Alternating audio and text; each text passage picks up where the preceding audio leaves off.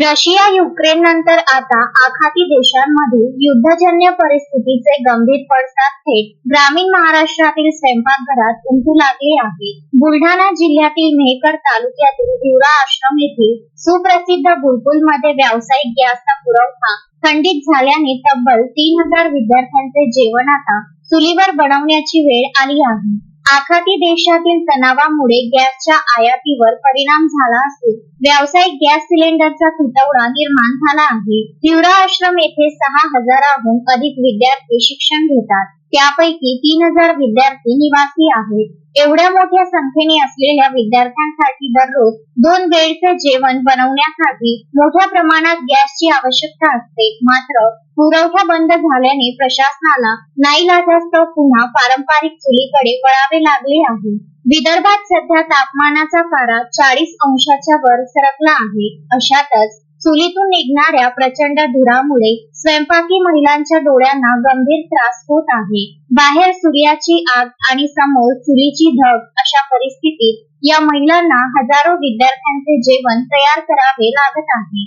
दररोज कित्येक तास धुराच्या सानिध्यात राहिल्याने श्वसनाचे विकार जडण्याची भीती व्यक्त केली जात आहे.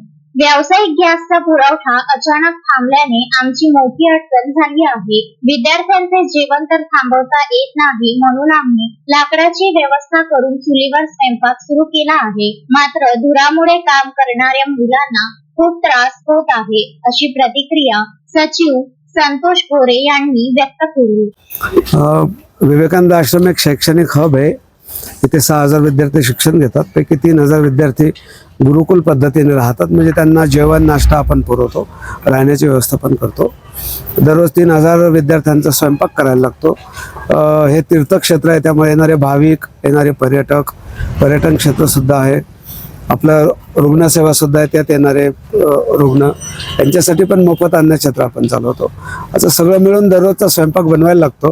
गेल्या 4-5 दिवसापासून गॅसची टंचाई जाणवते, म्हणून आम्ही पारंपरिक पद्धतीनं आपली लाकडावर चूल मांडून मोठीच आपला तवा मांडलेला आहे आणि महिला त्याच्यावर पोळ्या करतायत.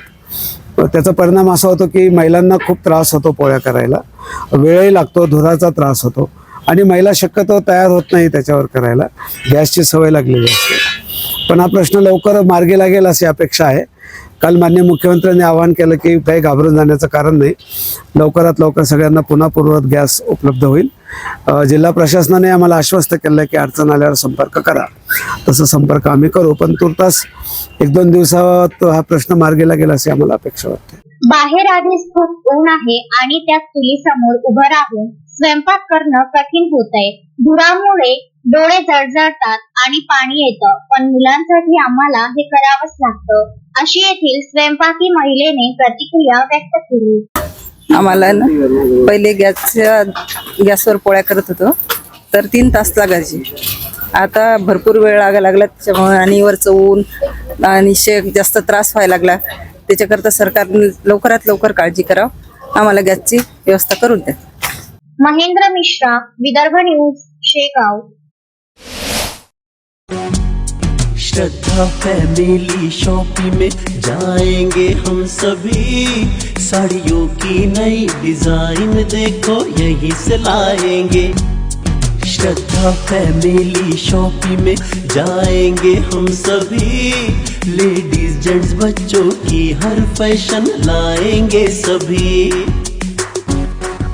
फैशन के सफर में आप भी आगे ही आगे बढ़ते चलिए, क्योंकि बिजीलैंड का सबसे बड़ा आलीशान भव्य showroom Shraddha family shopping and mall, Busyland complex, Nandgaon Peth, Amravati.